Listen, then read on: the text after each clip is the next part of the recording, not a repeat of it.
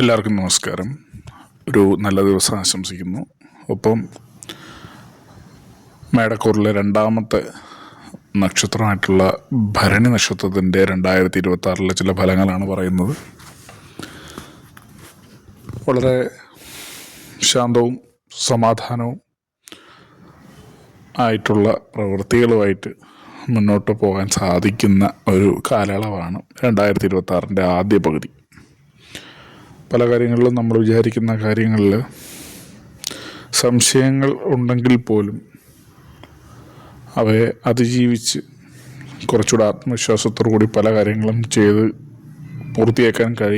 ചെയ്തെടുക്കാൻ കഴിയുന്ന ഒരു കാലയളവാണ് ഇപ്പം വരുന്നത്. പ്രത്യേകിച്ച് 2026 ആദ്യത്തെ ഭാഗം.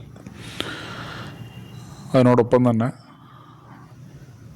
നമ്മൾ മത്സര ബുദ്ധിയോടുകൂടി പ്രവർത്തിക്കുന്ന ഒരു ചിന്ത പൂർണ്ണമായിട്ട് ഒഴിവാക്കുക. മത്സരബുദ്ധിയോടുകൂടി പ്രവർത്തിക്കുന്നത് നമ്മളെ കൂടുതൽ അപകടത്തിലേക്കും പ്രശ്നങ്ങളിലേക്കും കൊണ്ടുപോയേക്കാം.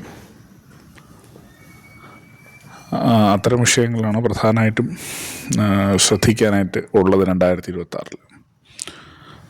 അതുപോലെ തന്നെ ദേഷ്യം, നിർബന്ധ ബുദ്ധിയോടുകൂടി നമ്മളൊരു കാര്യത്തിന് വേണ്ടി വാശി പിടിക്കുന്നതൊക്കെ പരമാവധി ഒഴിവാക്കേണ്ട ഒരു സമയം കൂടിയാണ് ഈ 2026.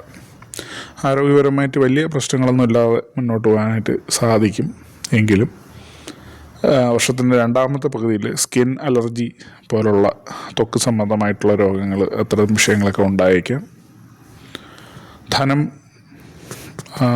ഒരു സ്ഥിര നിക്ഷേപമായിട്ട് സൂക്ഷിക്കുന്നതായിരിക്കും കൂടുതലും ഈ ഒരു വർഷത്തിൽ നല്ലതെന്ന് കാണുന്നുണ്ട്. ഫിക്സഡ് ഡെപ്പോസിറ്റുകൾ അത്തരത്തിലുള്ള ഒരു മെത്തേഡിൽ സൂക്ഷിക്കുന്നതാവും നല്ലതെന്ന് തോന്നുന്നു.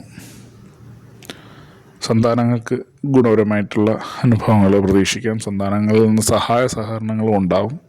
വിദേശത്ത് ജോലിയൊക്കെ ചെയ്യുന്നവർക്കും അത്യാവശ്യം വലിയ കുഴപ്പമില്ലാതെ കാര്യങ്ങളൊക്കെ നേടിയെടുക്കാനും കാര്യങ്ങൾ നടത്തിക്കൊണ്ടുപോകാനും ശമ്പള വർധന പോലുള്ള കാര്യങ്ങൾക്ക് അനുകൂലമായിട്ടുള്ള തീരുമാനങ്ങളൊക്കെ ഉണ്ടാവുകയും ചെയ്യും.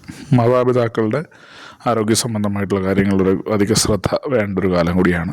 ഗവൺമെൻറ്റിൽ നിന്ന് ലഭിക്കേണ്ട ആനുകൂല്യങ്ങളൊക്കെ ലഭിക്കുന്നതിൽ ആദ്യം ഒരു തടസ്സം ഉണ്ടാവുമെങ്കിലും അതിനെ പിന്നെ താമസമില്ലാതെ നടത്തിക്കൊണ്ടുപോകാൻ പറ്റും. അത് ലഭിക്കുന്നതാണ്. ധനപരമായിട്ടുള്ള കബളിപ്പിക്കലുകളിലൊന്നും ചെന്നപ്പെടാതിരിക്കാനായിട്ടും കൂടെ ശ്രദ്ധിച്ചോളുക.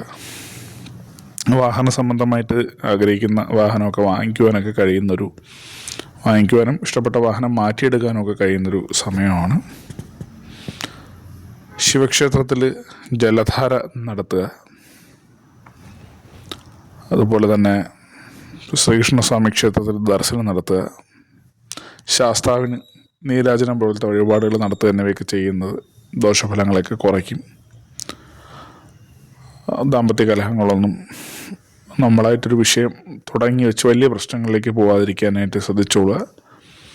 ഇത്തരം വിഷയങ്ങളൊന്നും ഉണ്ടാവാതിരിക്കാൻ വേണ്ടിയിട്ട് ദേവിയെ പ്രാർത്ഥിക്കുക, ദുർഗാദേവി ക്ഷേത്രത്തിൽ പ്രാർത്ഥിക്കുക എന്നിവയൊക്കെ ചെയ്യുക.